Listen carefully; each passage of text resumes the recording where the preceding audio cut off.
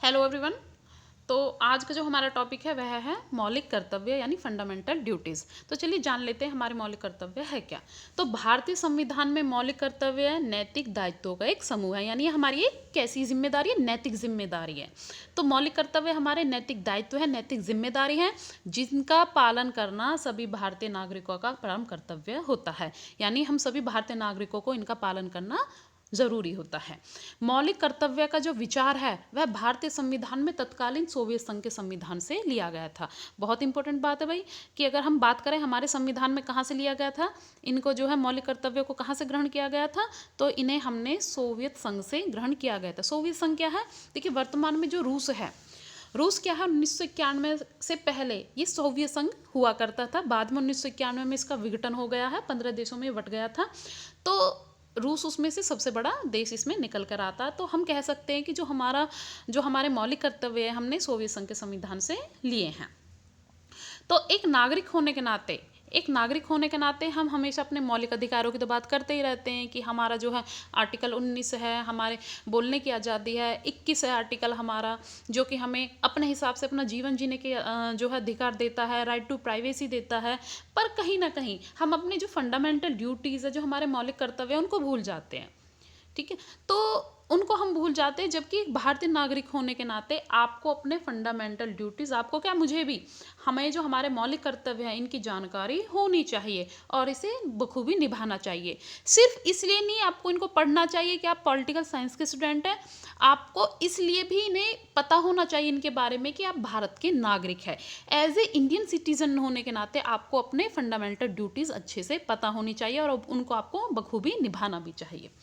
तो अगर बात करें मौलिक कर्तव्यों की, तो मूल रूप से जो संविधान निर्माता है उन्होंने मौलिक कर्तव्यों को हमारे संविधान में शामिल नहीं किया गया था। यानी जब हमारा संविधान बनकर तैयार हो गया था तो उस समय क्या है, मौलिक कर्तव्य हमारे संविधान में नहीं थे। मौलिक अधिकार तो थे हमारे संविधान में, मैं पहले भी बता चुकी हूँ आप लोगों को। इसके अलावा जो राज्य के नीति निर्देशक सिद्धांत है वो भी थे, परंतु मौलिक कर्तव्य हमारे संविधान में नहीं थे।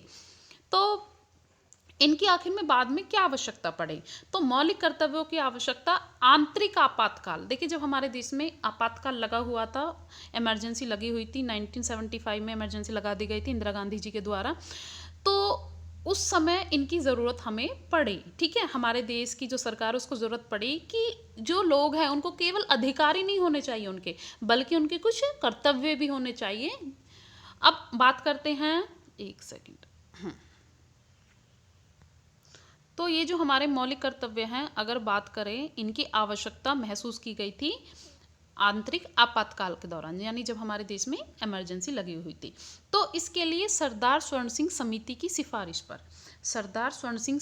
सिफारिश पर जो है इनको, जो हमारे मौलिक कर्तव्य इनको हमारे संविधान में ऐड किया गया, जोड़ा गया। सरदार स्वर्ण सिंह समिति ने सिफारिश की कि इसे एक अलग अध्याय के रूप में भारत के संविधान में जोड़ा जाना चाहिए। ठीक है, यानी एक अलग भाग बनाना चाहिए, एक अलग जो हमें अध्याय बनाना चाहिए और इसे हमारे संविधान में जोड़ा जाना चाहिए।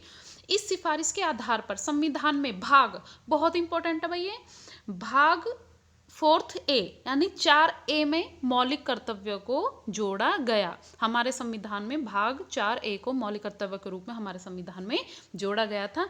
इनको 1976 में 42वें संवैधानिक संशोधन के द्वारा हमारे संविधान में जोड़ा गया था।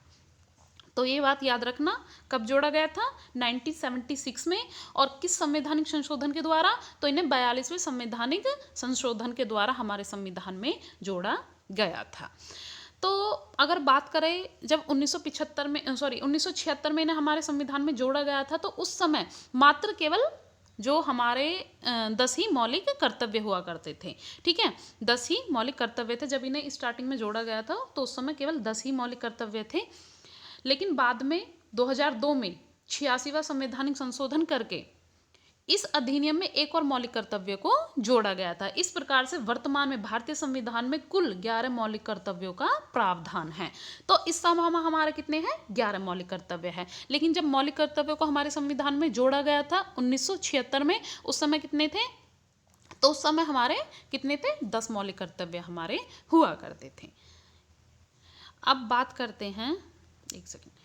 ठीक है, तो मौलिक कर्तव्यों का विचार रूस के संविधान से प्रेरित है। मैं आपको पहले भी बता चुकी हूँ, जो मौलिक कर्तव्यों का विचार है वो रूस के संविधान से या फिर तत्कालीन सोवियत संघ के संविधान से इन्होंने मतलब इनको हमने अपने संविधान में ग्रहण किया है।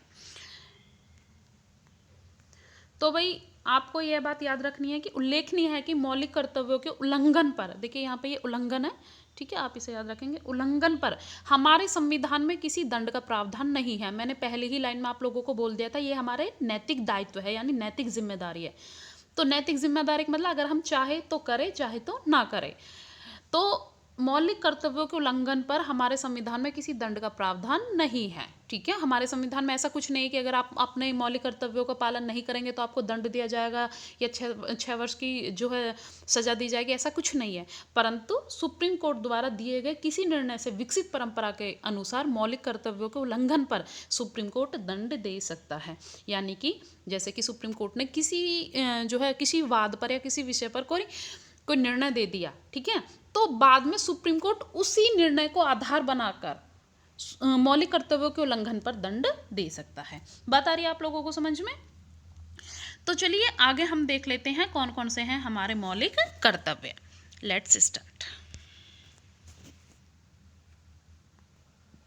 देखिए भाई ये पूरी सूची दी गई है मौलिक कर्तव्यों की, तो देख लेते हैं। चलिए, तो सबसे पहला जो हमारा मौलिक कर्तव्य है, बहुत ही ध्यानपूर्वक पढ़ेंगे आप लोग, ठीक है। तो सबसे पहला जो हमारा मौलिक कर्तव्य है वह है, हम क्या है, संविधान का पालन करें। यह सभी भारतीय नागरिकों के लिए आदेश है, ठीक है। तो क्या है, संविधान का पालन करें और उसके आदर्शों, संस्थाओं, राष्ट्रीय ध्वज, राष्ट्रीय गान का आदर करें। हमें क्या करना है, सबसे पहले हमें संविधान का पालन करना है और उसके जो आदर्श हैं, संस्थाएं हैं, हमारा जो राष्ट्रीय ध्वज यानी हमारा झंडा है, तिरंगा है, और जो हमारा राष्ट्रीय गान है, उनका हमें आदर करना चाहिए। जिस प्रकार से बताई गई हैं चीज़ें, जैसे कि राष्ट्रीय गान है तो राष्ट्रीय गान चलते समय हम चाहे कहीं पर भी हो, हमें क्या है, एकदम से खड़े हो जाना है। तो इस तरीके से हम उनके जो है प्रति, जो हमारे राष्ट्रीय आदर्श उनके प्रति हम क्या है, अपना सम्मान प्रकट करते हैं। बात करें दूसरा जो हमारा मौलिक कर्तव्य है, उसमें क्या है, स्वतंत्रता के लिए,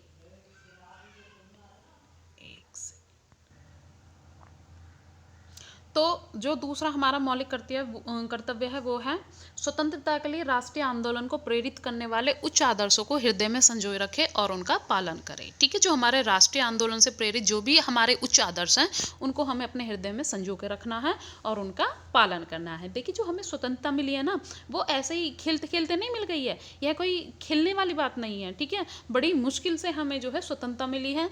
हम 200 वर्षों तक, लगभग 200 वर्षों तक अंग्रेजों के गुलाम रहे, कहीं जाके 1947 में हमें आज़ादी मिली है। तो हमें इसे ऐसे ही नहीं लेना है, बल्कि इसको अपने हृदय में संजो कर रखना, और ये बात हमेशा हमें याद रखनी है और उसका पालन करना है। तीसरा क्या है हमारा मौलिक कर्तव्य? मौलिक कर्तव्य तीसरा है हमारा, भारत की संप्रभुता। भारत की संप्रभुता, एकता और अखंडता की रक्षा करें। भारत की संप्रभुता, ठीक है, इसकी एकता और अखंडता की हमें रक्षा करनी है और उसे अक्षुण्ण रखना चाहिए। हमें एज ए इंडियन सिटीजन हमें क्या करना है, अपने देश की संप्रभुता, यानी कोई बाहरी शक्ति आकर हमारे ऊपर नियंत्रण न स्थापित कर ले, हमारा देश सदैव एक रहे, अखंड रहे, भारत अखंड रहे और अक्षुण्ण रखे। ये अक्षुण्ण रखना मतलब उसे कोई तोड़ ना सके। तो हमें इन सब चीज़ों का ध्यान रखना होगा, यह हमारा मौलिक कर्तव्य है। उसके बाद में जो हमारा चौथा मौलिक कर्तव्य, फोर्थ है, वो है हमारे देश की रक्षा करें। हमें क्या करना चाहिए, हमें अपने देश की रक्षा करनी चाहिए और आह्वान किए जाने पर, आह्वान का मतलब होता है ज़रूरत पड़ने पर, आह्वान किए जाने पर राष्ट्र की सेवा भी करें, ठीक है। तो देश की रक्षा करें और आह्वान किए जाने पर राष्ट्र की सेवा करें।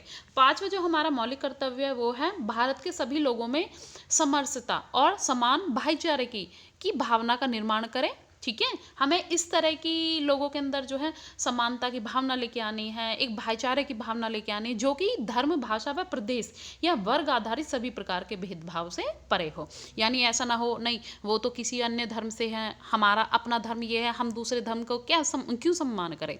इसके अलावा लैंग्वेज के आधार पर आजकल देख रहे हैं कि बहुत ज़्यादा सांप्रदायिक माहौल बिगड़ा हुआ है। तो भाषा या वर्ग आधारित सभी प्रकार के भेदभाव से हमें जो है इस तरह के कार्य करने हैं और ऐसी प्रथाओं का त्याग करना है जो कि स्त्रियों के सम्मान के विरुद्ध है, ठीक है।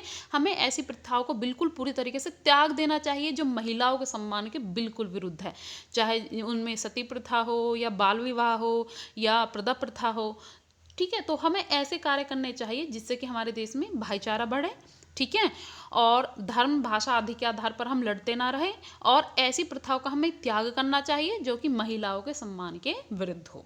आगे चलते हैं। हमारा जो छठा मौलिक कर्तव्य है वह है हमारी सामाजिक संस्कृति की गौरवशाली परंपरा का महत्व समझे और उसका परिरक्षण करे।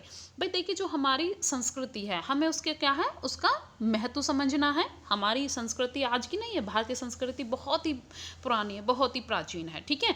तो हम इसका क्या है, महत्व समझना चाहिए और उसका परिरक्षण करना चाहिए, यानी उसे बनाए रखने का कार्य करना चाहिए।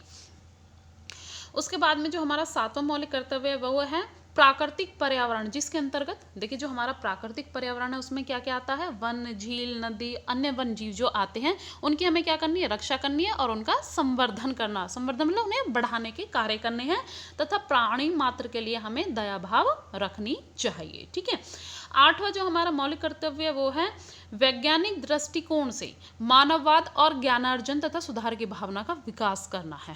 हमें क्या करना, देखिए भाई हम अपने ज़्यादातर मौलिक कर्तव्यों को तो निभा लेते हैं, बखूबी निभा लेते हैं, परंतु यह मुझे वास्तव में इस बात का दुख होता है कि हम अपने जो माइंड सेट है उसे वैज्ञानिक दृष्टिकोण से नहीं देखते चीज़ों को। आज भी हम अंधविश्वासों में फंसे हुए हैं, ऐसी चीज़ों में फंसे हुए हैं जिससे कि हमारा देश आगे ही नहीं बढ़ पा रहा, हम लोग आगे नहीं बढ़ पा रहे हैं, ठीक है।